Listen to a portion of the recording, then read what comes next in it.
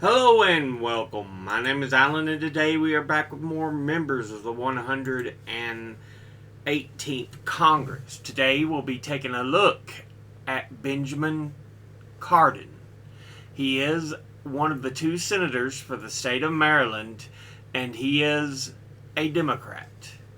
Before he became the current state senator, he was preceded in office by Paul Sarbanes. Let's take a look at who he is as an individual. He was born in Baltimore, Maryland, October the 5th, 1943. He attended public schools, graduated from Baltimore County College in Baltimore, Maryland in 1961, earned a Bachelor of Arts in the University of Pittsburgh in Pittsburgh, Pennsylvania in 1964, earned a JD from the University of Maryland in Baltimore, Maryland in 1967, was a private practice lawyer, member of the Maryland State House of Delegates from 1966 to 1986. Served also as Speaker of the Maryland State House from 1979 to 1986. Was then elected as a Democrat to the 100th and the 9 following Congresses from January the 3rd, 1987 to January 3rd, 2007. One of the managers appointed by the House of Representatives in 1989 to conduct the impeachment proceedings against Walter L. Nixon, Judge of the United States District Court for the District Court of Mississippi. He was not a candidate for re-election to the House of Representatives, but was instead elected as a Democrat to the United States Senate in 2006 for the term January 3rd, 2007. He was re-elected in 2012 and again in 2018 for the term that will end January 3rd, 2025. So yeah, 19 terms. 10 of them were in the House of Representatives, and the other, he's on his 3rd term in the U.S. Senate. So, now let's look at the committees he is on. He is chairman of the Commission on Security and Cooperation in Europe. He's on the Committee on Environment and Public Works, of which he is on the subcommittees on Clean Air, Climate, and Nuclear Safety, the Subcommittee on Fisheries, Water, and Wildlife, and the Subcommittee on Transportation and Infrastructure. He's on the Committee on Finance, of which he is the chairman on the subcommittee on healthcare. He's on the subcommittee on international trade, customs, and global competitiveness. And he's on the subcommittee on taxation and IRS oversight. He's on the Committee on Foreign Relations, of which he is on the Subcommittee on Europe and Regional Security Cooperation.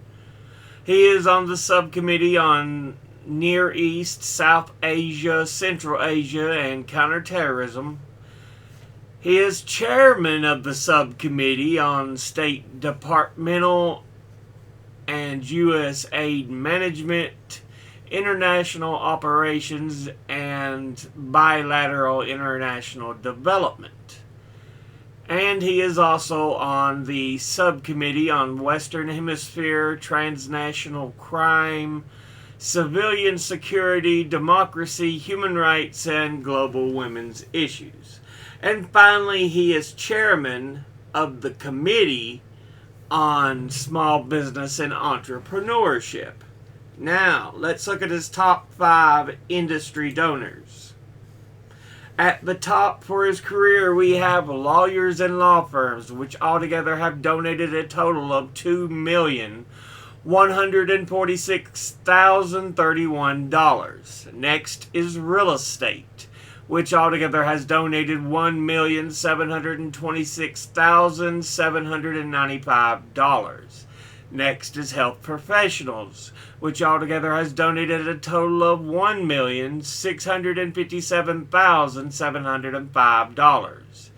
Next is securities and investment, which altogether has donated a total of $1,624,715. And finally is insurance, which altogether has donated a total of $1,308,847. Now, let's go ahead and take a look at his individual contributors' donations. So, yeah. Over his career, at the top, number 1, we have Johns Hopkins University. They are just often abbreviated as Johns Hopkins or JHU. They are a private research university in Baltimore, Maryland. And altogether it has donated $125,917. And once again, that was Johns Hopkins University. Next, at number 2, we have DLA Piper, which is a multinational law firm with offices in over 40 countries throughout the Americas, Asia Pacific, Europe, Africa, and the Middle East. And it is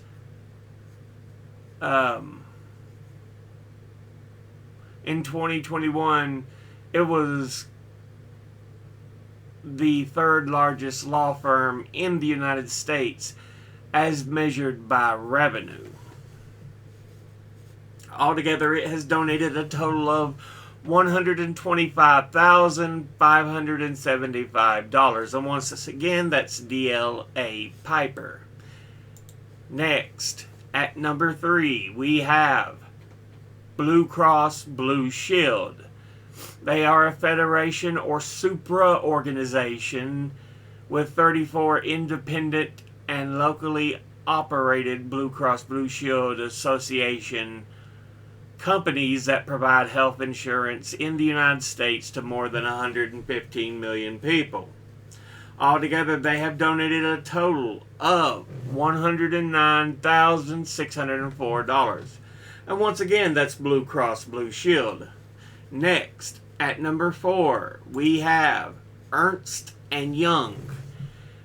They are Ernst & Young Global Limited, or known by the trade name EY, and are a British multinational professional services partnership headquartered in London, England. And one of the largest professional services networks in the world, along with Deloitte, KPMG, and PwC. It is considered one of the big 4 accounting firms. Altogether, it has donated $100,740. And once again, that's Ernst & Young. Finally, at number 5, we have the National Association of Insurance and Financial Advisors, also known as just NAIFA.